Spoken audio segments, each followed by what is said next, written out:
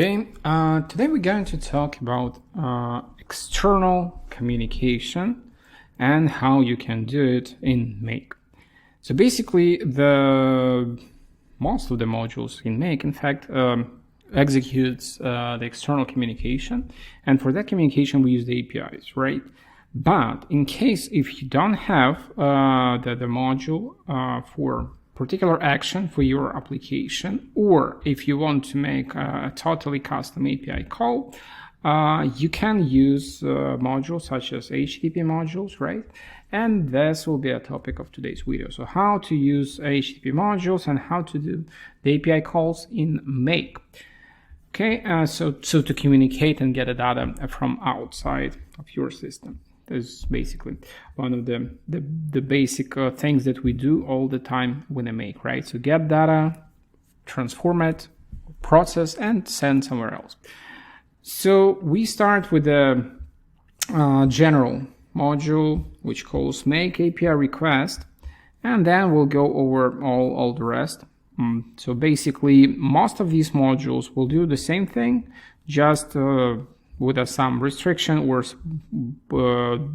exist some things for your convenience, such as these four modules, right? The rest is just do almost the same thing, just a part of function that does the HTTP module. So we start with the HTTP then.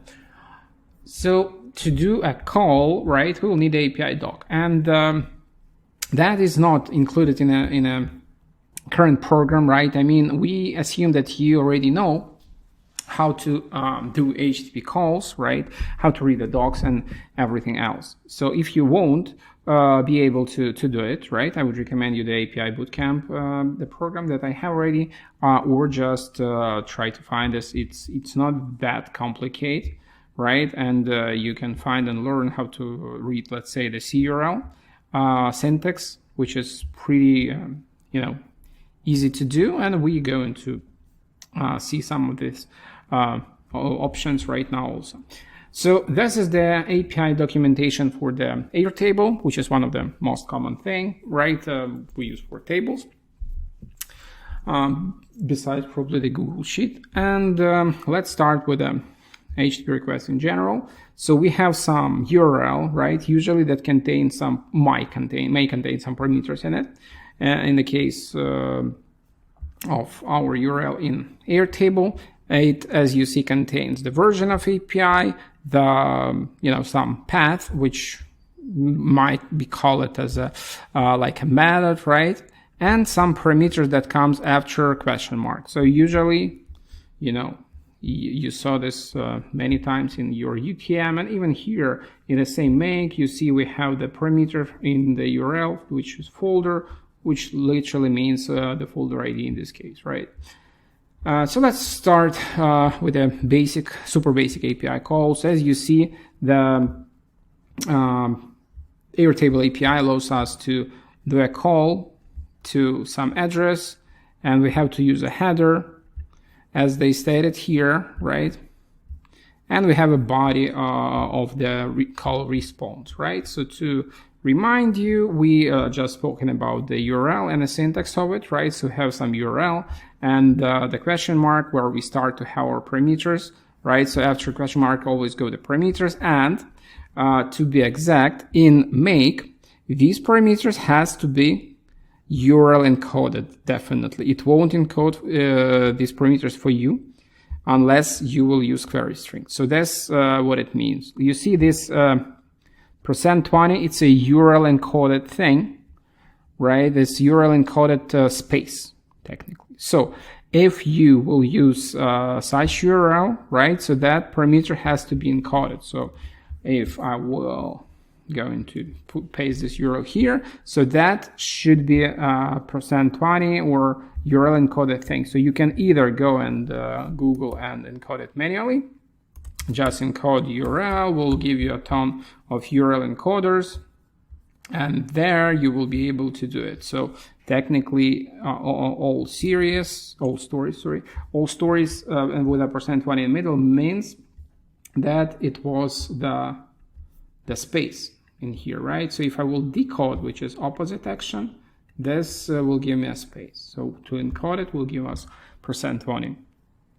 So this process actually kind of can be done further and further. So make sure you do it just the once to avoid like double URL encoding.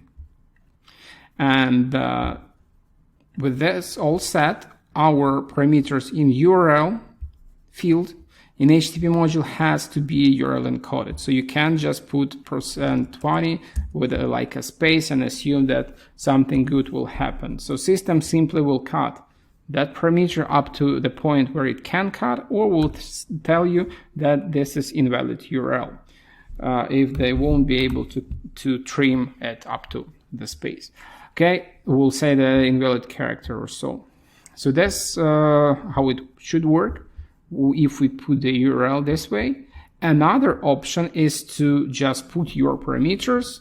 And again, we said about the encode URL, so you may use encode URL in here for each of the parameters. So encode URL function will do exactly the same thing, that will encode the URL parameters. So either or, you put parameter with a %20 means URL encoded, right, for space, because it might be different.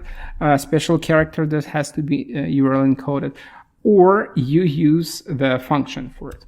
And another option for it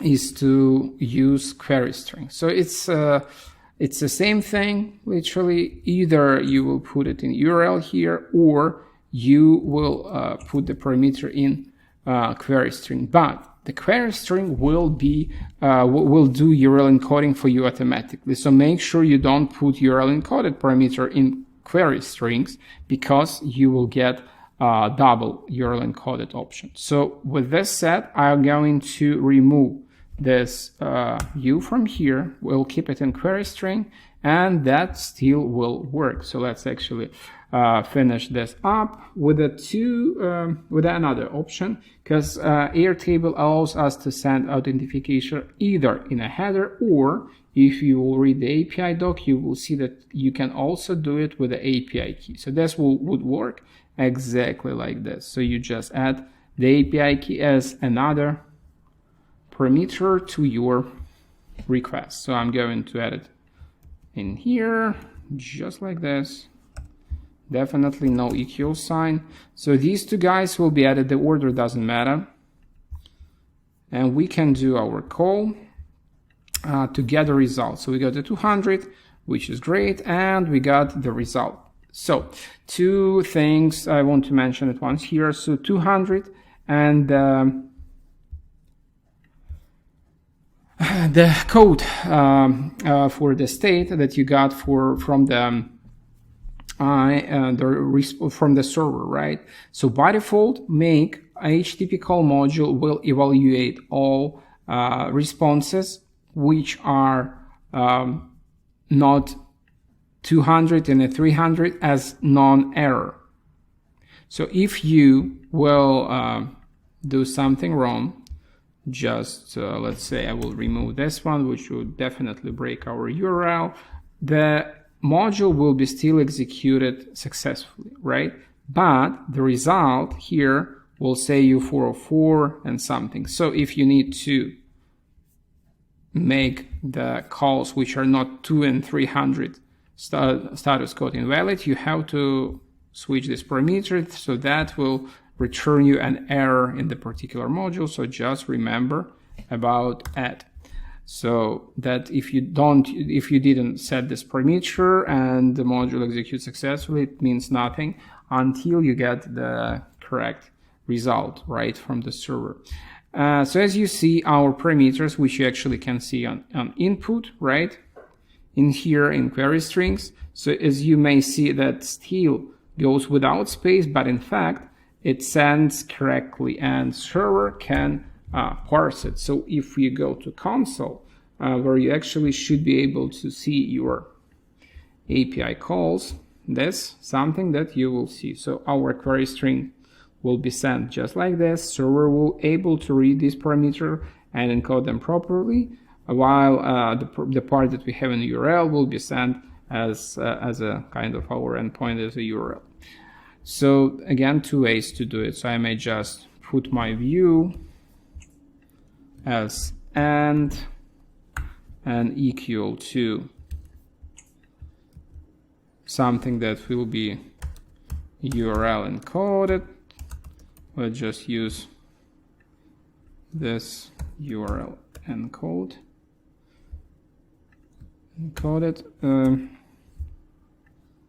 I always forget about this because I encode URL. Yeah, so encode lowercase encode URL. You can just click on here if you want. All stories with a space, we go into URL encode. There is no space here. It's all good. That's how you check the spaces, right? With the cursor on your keyboard, for example. So we can run it. That's if I remove it from there. It's actually, it takes it from both places. So this might work, but I'm going to remove it, and this will send the parameters here, and I will still have correct response. So and another thing, this was a code, the second is response, right? So you see I got the JSON here, right? And again, it comes as it should come if we don't parse it. We have a headers that comes from a server that allows us to read, means the HTTP module, to read and understand what exactly server sends. So if it comes with some content type such as JSON or XML, right, we are able to parse it with the HTTP module in most of the cases. So you just do parse option here, and that will be converted into a structure instead of text. So that's for your convenience. If you need to forward this result somewhere else, then you definitely won't parse it, but in most cases you will parse it to get some parameters such as this, right? So you see you got the parameters and it works just fine. So I can now add another module and use it here. So if I have any other module, I can see my results, right, as a variables and map and use it in following modules. So that's the basic that we have, right? And now let's go over the other things. So I'm going to switch to, let's say, create a record, which gives us a post request. So we will also now will utilize the headers. So as you see here, we have a specification for post call. With Airtable API, it's really easy just because it gives you exact data that you need to send in here, right, for your table. And again, that's how you read the CURL. So you have the capital X, which says you about the type of the call. If there is no call, it will be get. In our case, it's a post. So I definitely will change my type to post. And I have the URL that I have to have as my URL for the post request. So we'll just replace this one with the URL. The method, you see you have several of them. Definitely we will change the post accordingly to API doc. And capital H means for us headers.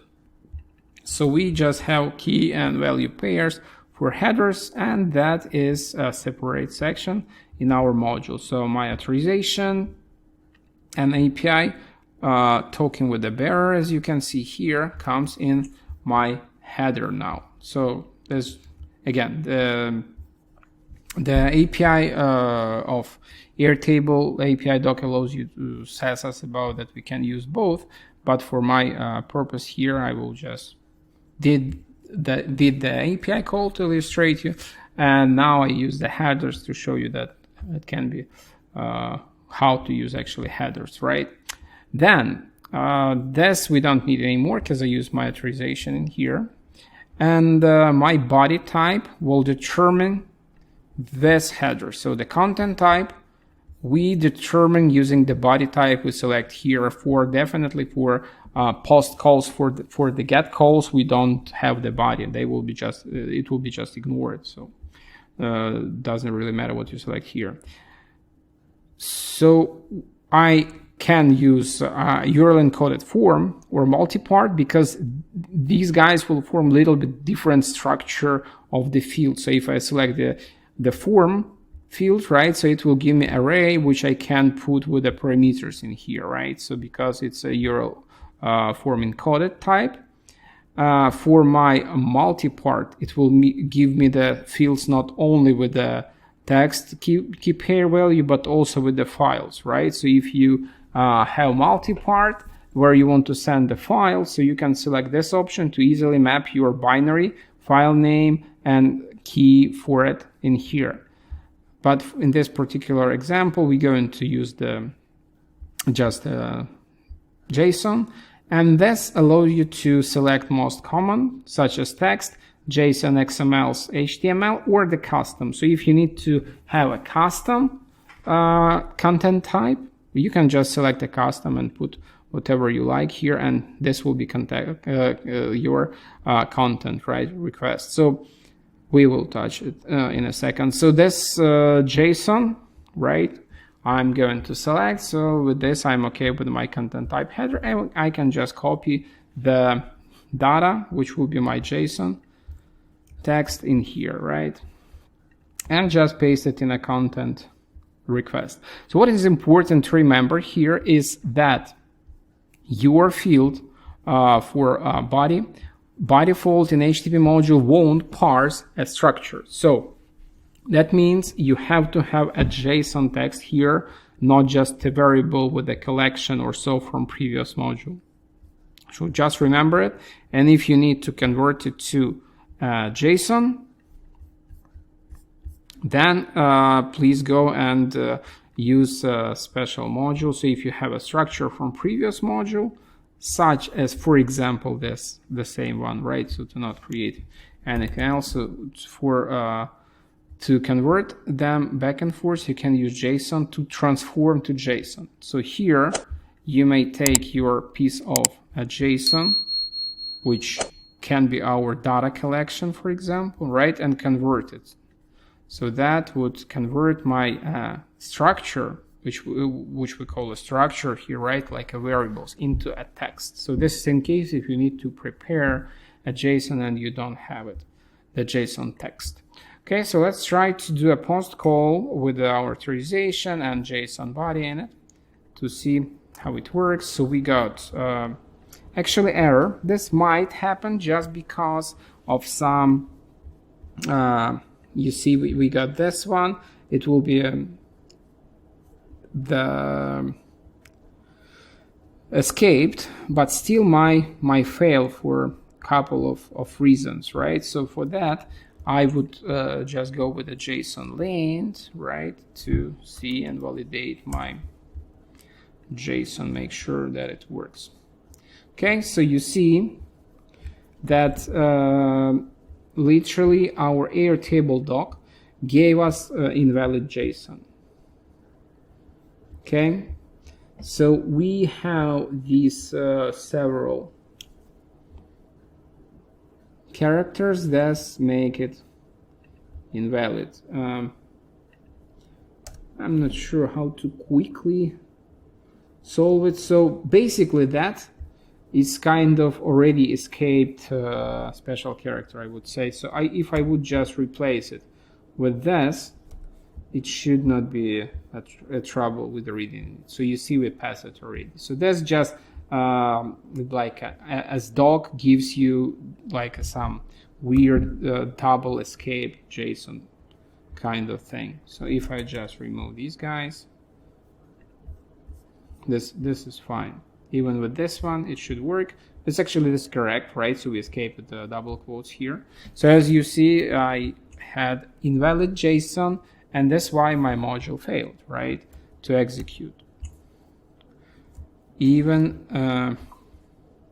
though, again, I switched back my evaluation, right, to null, so that module was executed successfully, but code was incorrect.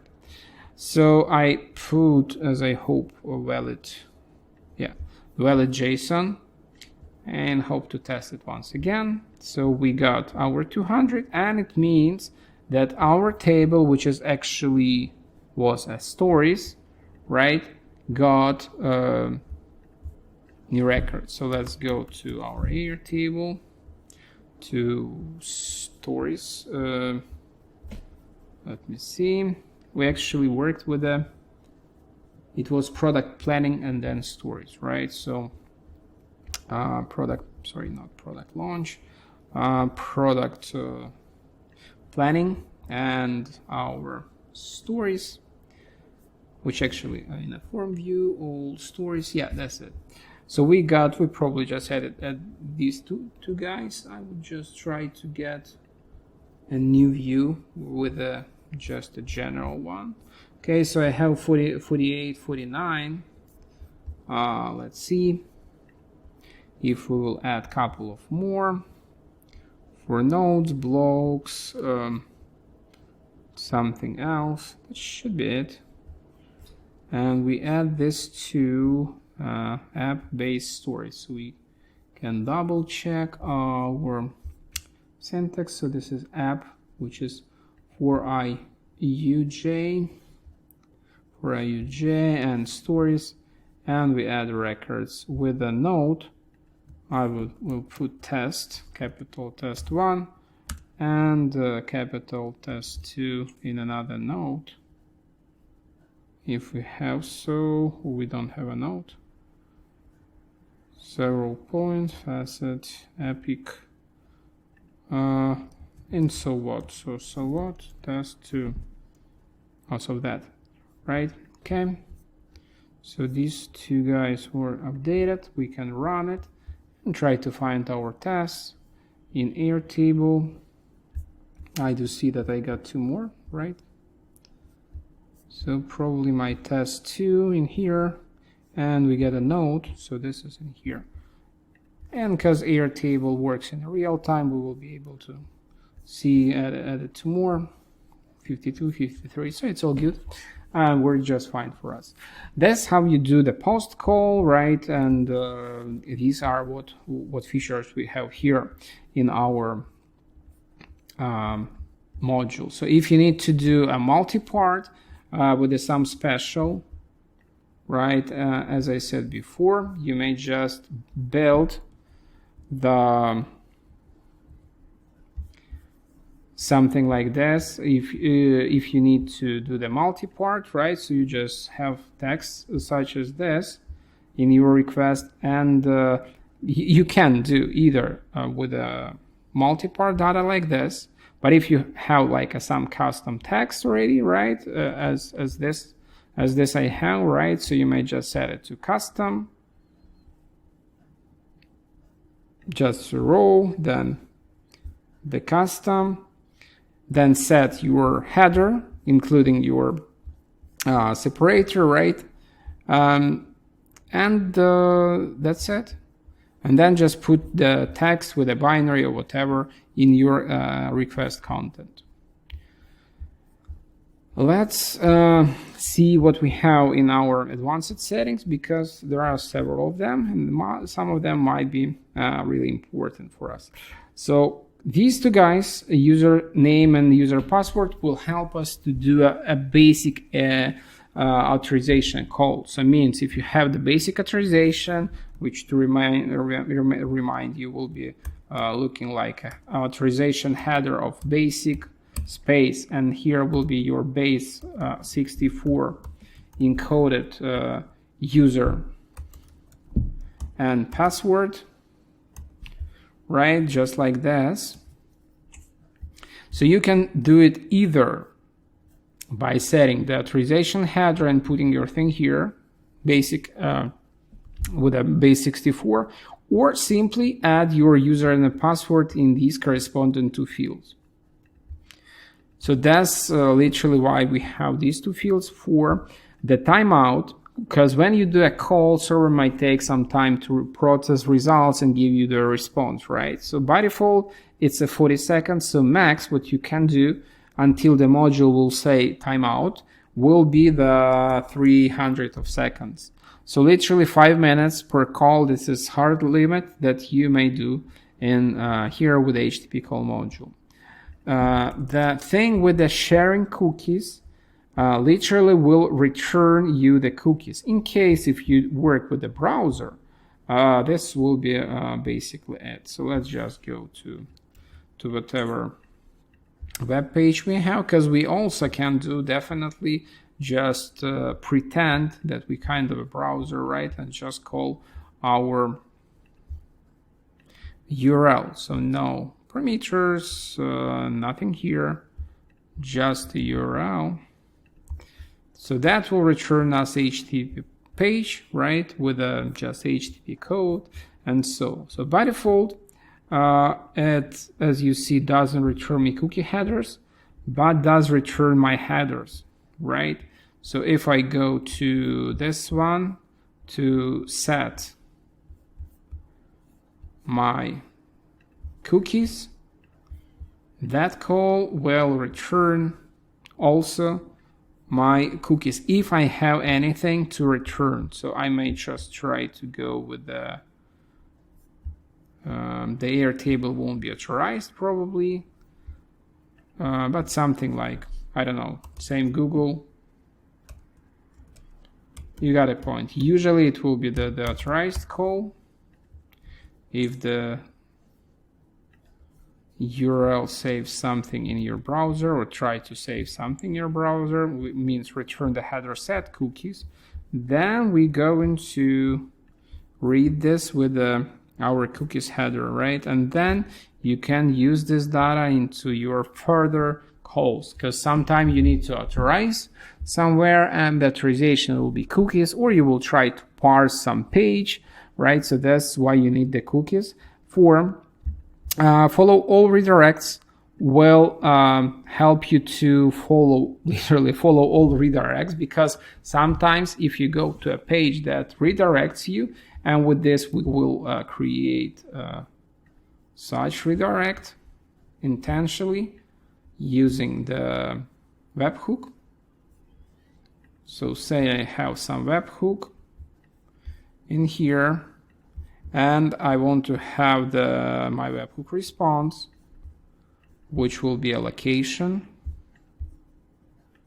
with a code 302.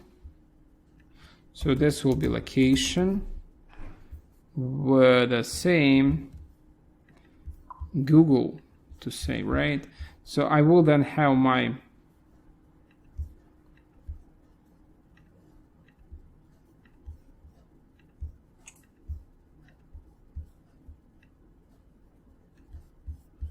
So I will listen my webhook call, and I disable the follow redirect, so that should work actually. So we will see, and I will do the get call without following the redirect. So to see what will happen, my browser will return me 302 and will return me the my location header, which is here. Okay, but if I will follow the redirect, so you may guess what will happen, right? So follow redirects, or follow all redirects, because we may have like a sequence, right, of several redirects here and there. So we'll run this once again to listen new, and we'll execute that. So that will return me already Google page, because I literally took this header for location and reuse it as my kind of purpose of a call, and got this data already from the Google page. So this is illustration, or like the test, the presentation of the like how works the follow redirect option for our things. So we had actually skipped a couple of options, such as self-certificate. Again, this some page may require from you, or service might require from you to do a call with a certificate, right? So you can use this certificate and to extract it. If you have just a key, you may put it here. If you want to extract it, you may use the private key option, or certificate, file, and password to parse it and get the only key here. So our follow redirect and reject the connection will check actually if our self-signature certificate. So again, this mostly for the websites and for some servers also, right, where we use self-signature certificate. So if you will put it to yes, it will reject connection if certificate is incorrect, right? So this will validate the certificate. With a no, it will simply ignore the certificate issue and will just give you the result. So serialization, as you see, for several parameters that you might have in your URL, such as keys for our parameters. So you see we have two foos here. If the serialization is enabled, make handles multiple values at the same query URL, string parameters. So we'll convert it to that type of thing. So some services use these type of like arrays, right, for parameters. So you may just enable or disable serialization to switch back and forth with these two parameters. So hope that's kind of more or less understandable. And if you will face such type of parameters, you will remember. So if you need to serialize them, like create kind of array with these two options, you may just switch back and forth.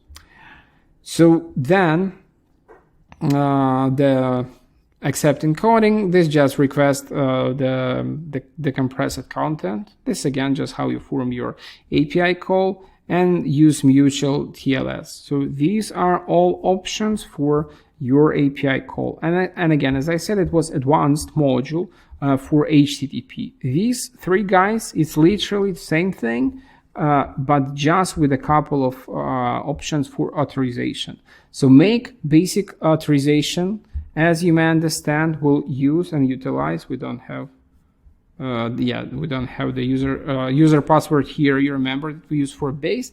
So we have kind of, it calls credentials, but in fact it's a base connection. So you can set your base header once with a user and a password here, and just reuse it later, as you see in my example, right? So you select something here and you put URL and you go and do your same API call with all functions using your same header. So this is just for security purposes. You put it in here, no one see it even from your team or yourself, right?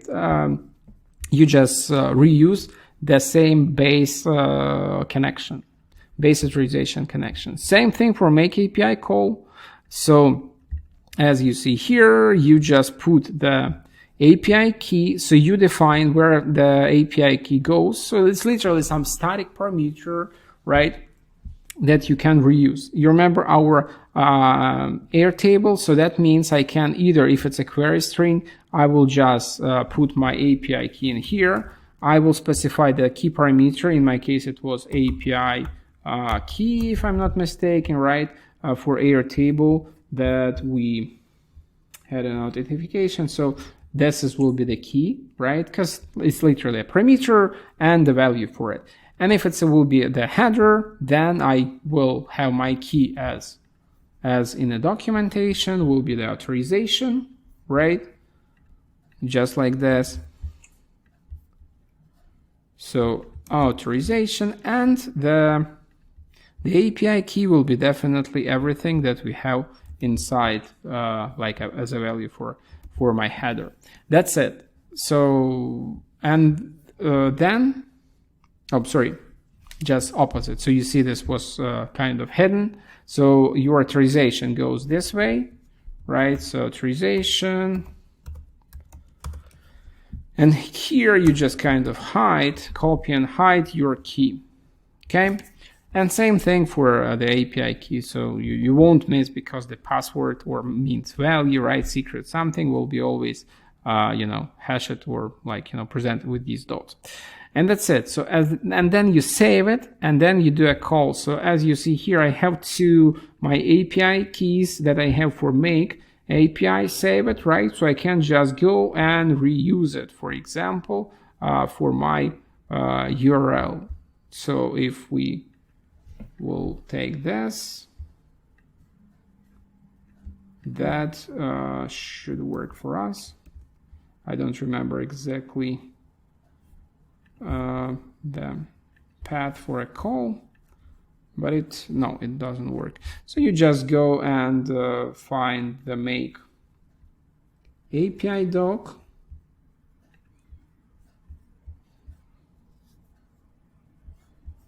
and use the description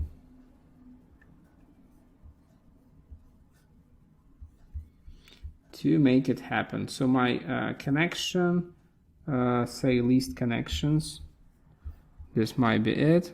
So I have to have API and team ID as my required parameters, at least these two guys. So I can just copy up to this. So you see the required parameter, only team ID. The rest is optional. And I can go to my thing, enter this part. So my team is 25.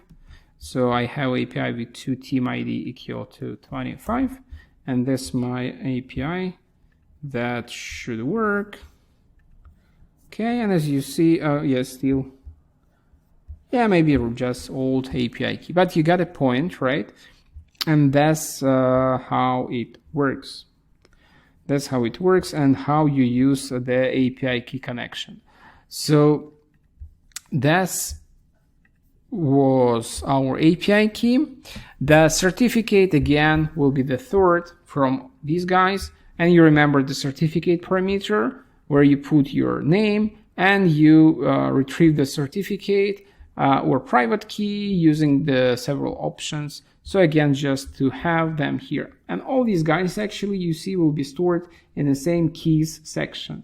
So all these API keys, all this, kind of basic authorization and so they will be stored in the same section, which is similar to our connections.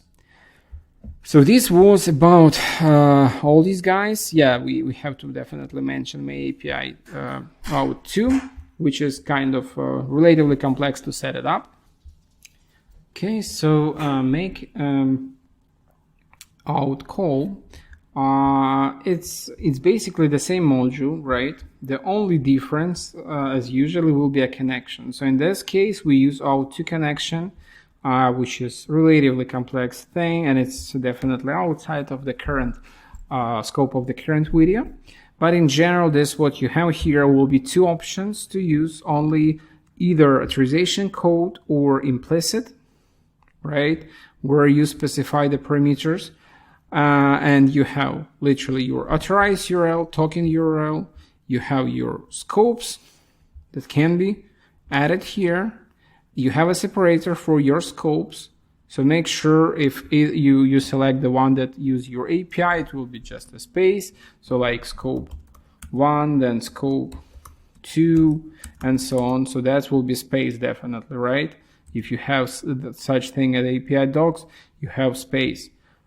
If you just a comma separated scopes mentioned in there, so you select the comma, super simple, and just remember it. So client and a secret again, and authorization parameters and the rest parameters. So authorization parameters, this will be used during the authorize call. If you have any additional, such as, I don't know, like consent and for example, true or something like this. Then access token parameters, this will be used when you do second call for token, right? Again, just read your API docs. And refresh token. So custom headers, this is the headers. So these are URL parameters. These are headers that will be used. So some APIs required you to have same authorize and say basic header, right? So you just remember that you then have to provide the basic authorization header that will be used, for example, for the token call. That's it. And last but not least, the bearer. So some APIs might have something specific instead of bearer token.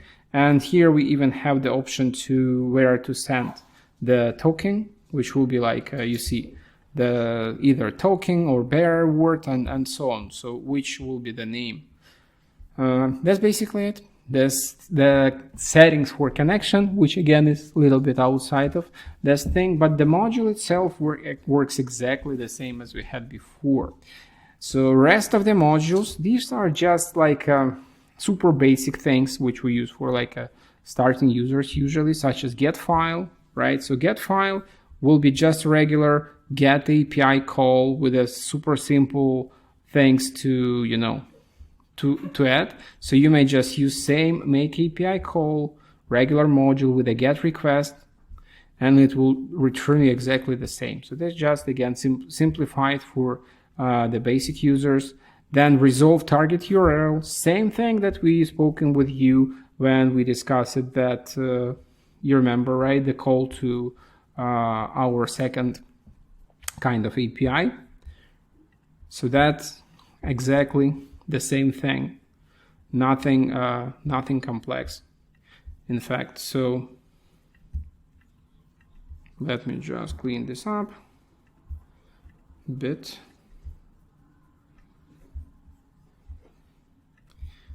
Okay, and this will be about the resolve a target URL. So you just may use put this one and resolve all URLs, but in fact the same option you have in almost all modules, right? With follow redirects and follow all redirects. So that's what does follow redirects module, which was added at the time where we didn't have this option in regular HTTP call. The retrieve headers, as you understand, will just get the headers for you from the some module, which is literally kind of iterator for the headers array. Again, you can just get the information from these headers as you need with the get map functions, or use regular iterator. There's just an iterator, and again, it's a kind of outdated version of the module. Not outdated, but like almost no one uses it. You know, I'm not sure if you will need to iterate headers from your module. So that's almost everything about the HTTP modules. And what I want to mention will be a fact which almost any application in Make has own API call module. So say we have, Jira, right? And we have make API call module. So that module allows you to use the connection that you have, right? And will literally utilize a part of our HTTP module, such as URL, right? The method, because you need option maybe to send get and post calls. And so headers also, right? Because by default, as you see, it says to JSON, but you may need different header something. And actually the use case will be for Smartsheet, where you can upload the file, right? So there are more tools, and this is a good example because you have just the body here. I want to mention the query strings also, because again, it's same as a HTTP module. You can add query strings, or you can use the parameters in the URL.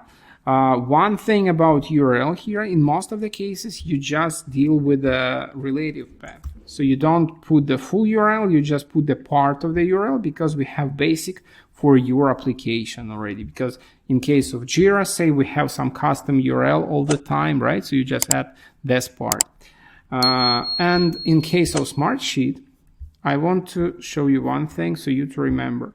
In most of the cases, it's not a rule, but by default, if you won't set anything for your module, your data here might be considered as a structure. I believe it's a text. I believe it should be considered as a JSON text. So this is important to remember and understand. So we in most of the cases we will post a JSONs, right? But what you need to remember and understand that type can accept only one parameter. It will be either text or the structure. Some modules, including the Smartsheet, for example, make API call, will have the option to switch. So here you have a type, right? And this type is a text, JSON, binary, URL encoded, and so on. By JSON, literally, we mean a structure. So if it's a JSON, you have to put some kind of collection like this, right? While by the text, we mean a JSON text. It's a little bit confusing, but it is how it is. And what you need to remember, if you don't have an option, as in, let's say, Jira case, right? So Jira will presume that we will have only JSON text, I believe, right? So only JSON text. If you need to map some variable, you're already stuck and you won't be able to do it with a Jira in this particular case, right? So you need to either request it from the support or just do make API call using our HTTP modules, right? So that's just you to remember what to do with this one. And again, you can use now, because you know how it works in more details, you can play and test and understand and build the scenarios that will interact and move the data between your scenarios using this simple feature, right? So you have the API call in here, as you see, right? So I send data to my second scenario, which uses webhook. And that's how, and using the, say, post call with a JSON, right, will be the most common option to communicate your two of your scenarios. So you simply posting the data from here, from the HTTP, right, to your webhook, and you respond the webhook with some parameters information. But remember, if you want to be able to parse this data properly, always set content type header for a JSON, so system will always understand that that's what you sent won't be just a binary something, but will be a text that can be parsed. So for that, you have to have a header of content type JSON, right? So if you send JSON, it will be JSON. If you send a text, just use content type HTML text, for example, right? So system will get whatever you send, and then you can reuse it later. So this will be an option for your thing. And remember that you have 40 seconds only, and it's not discussable, not negotiable, and not changeable. You have 40 seconds only to reply with your webhook response in here. So you don't have 300 seconds to process something. So you have to reply in 40 seconds, because in another case, the system will just reply with the 200 and accept it. So this is it, guys, about the external communication, which actually you see involves an internal communication also between scenarios in your make accounts, right? And that's how you can utilize HTTP modules to work with the external data in make. We're going to talk later about on how to monitor and do it better. I mean, all this log stuff. But that will be more about the monitoring and the troubleshooting and work with the error handling stuff for our scenarios. So see you soon.